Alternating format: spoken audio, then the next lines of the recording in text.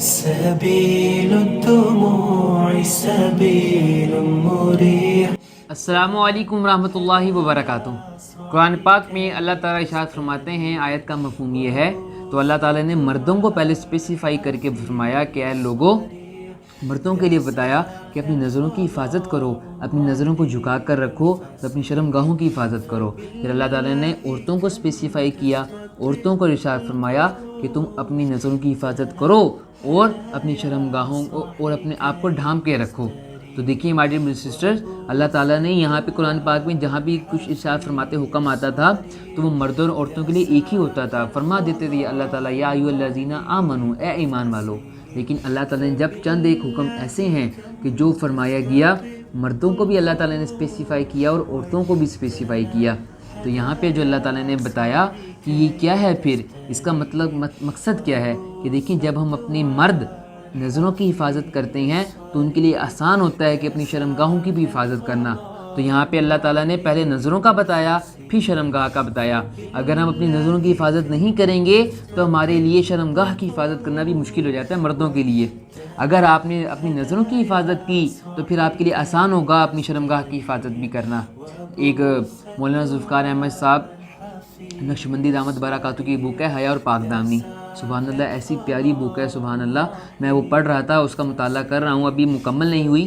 تو اس میں جگہ جگہ بتایا گیا نامحرم سے جو اپنے ہم دیکھتے ہیں، چند منٹ کی لذت کے لیے ہم کیا کرتے ہیں، صرف ٹھنڈک پہنچانے کے لیے، حالانکہ وہ ٹھنڈک نہیں ہمیں پہنچتی، وہ ہماری زندگی میں اور بے سکونی لے کر آتی ہے۔ تو ہمیں چاہیے کہ ہم صرف اس کو جھکا لیں اپنی نظروں کو چند منٹ کی لذت کے لیے۔ اب کیا بتایا گیا، میں سن رہا تھا کہ جو بندہ صرف اپنا محرم کی طرف اگر اس کی ایک اچانک نظر پڑتی ہے نا، وہ تو اللہ تعالیٰ معاف کر دیتے ہیں، لیکن ہم جان بوجھ کر جو دیکھتے ہیں وہ غلط بات ہے۔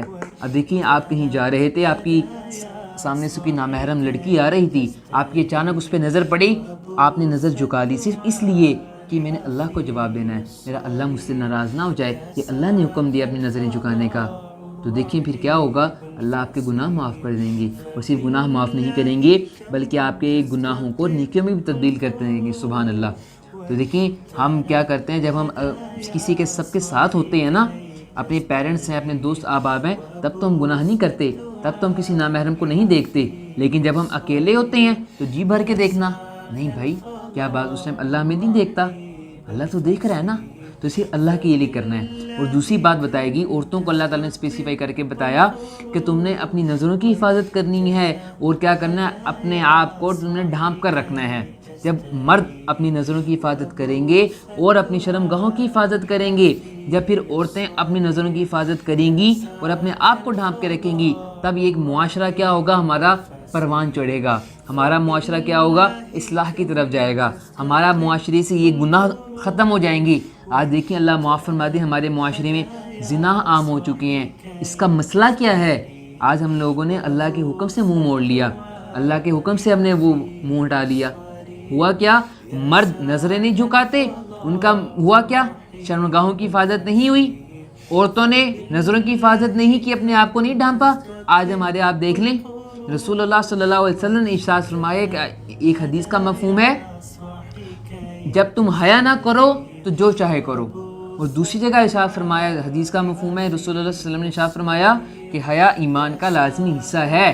تو دیکھیں my dear brothers and sisters, اور ایک جگہ میں سن رہا تھا کہ جس معاشرے میں بے حیائی عام ہو جائے تو اللہ تعالیٰ اس معاشرے پر ایسی بیماریاں مسلط فرماتے ہیں کہ جن کا تذکرہ ان کے آباء و اجداد نے کبھی سنا بھی نہیں ہوتا۔ اور آج ہمارے معاشرے میں ایسی ایسی بیماریاں الحمدللہ سے لانچ ہو چکی ہیں کہ جو ہمارے آباء و اجداد نے نہیں سنا تھا، اللہ معاف فرما دے۔ یہ کیا ہے، یہ اللہ کے حکم سے روح گردانی کرنے کا، اللہ کے حکم سے منہ موڑنے کا نتیجہ آیا ہے۔ تو دیکھیں ہماری سسٹرز، جب ہم اللہ کے حکم پہ عمل کریں گے، مرد جب اپنی نظروں کی حفاظت کریں گے تو ان کے لیے آسان ہوگا شرمگاہ کی حفاظت کرنا۔ تو کیا ہوگا پھر، یہ فائدہ ہوگا عورتوں کے لیے بھی، اور جب عورتیں اپنی نظروں کی حفاظت کریں گی، اپنے آپ کو ڈھانپ کے رکھیں گی، یہ ان کے لیے بھی فائدہ ہے اور مردوں کے لیے بھی فائدہ ہے۔ تو دیکھیں ہم لوگوں کو چاہیے کہ اگر ہم چاہتے ہیں کہ ہمارا معاشرہ کیا ہو، اصلاح کی طرف جائے، ہمارا معاشرہ کامیابی و کامرانی کی طرف جائے، اگر ہم چاہتے ہیں کہ ہم اس دنیا اور آخرت دونوں میں کامیاب ہوں، تو ہمیں چاہیے کہ مردوں کو اور عورتوں کو کیا چاہیے؟ اپنی نظروں کی بھی حفاظت کریں، مرد اپنی شرمگاہ کی حفاظت کریں، عورتیں اپنے آپ کو ڈھانپ کے رکھیں۔ پھر دیکھیے گا ہمارے معاشرے سے تمام یہ جو پریشانیاں ہیں یہ اللہ کی طرف سے مسائل بھی تو ہیں، یہ اللہ کا عذاب بھی تو ہے کہ آج ہمارے معاشرے میں اللہ معاف فرما دے ہماری کیا مائیں بیٹیاں محفوظ ہیں؟ مسئلہ کیا ہے کہ آج ہم نے اللہ کے حکم سے منہ موڑ دیا۔ تو دیکھیں جب ہم اللہ کے حکم پر عمل کریں گے تو پھر دیکھیے گا ہمارے معاشرے میں سکون آئے گا، پھر ہمارا معاشرہ زوال کی طرف نہیں، تباہی کی طرف نہیں، کامیابی، اصلاح اور عروج کی طرف جائے گا۔ تو اللہ سے دعا ہے کہ اللہ اس کو سمجھنے کی اور عمل کرنے کی توفیق عطا فرمائے۔ السلام علیکم ورحمۃ اللہ وبرکاتہ۔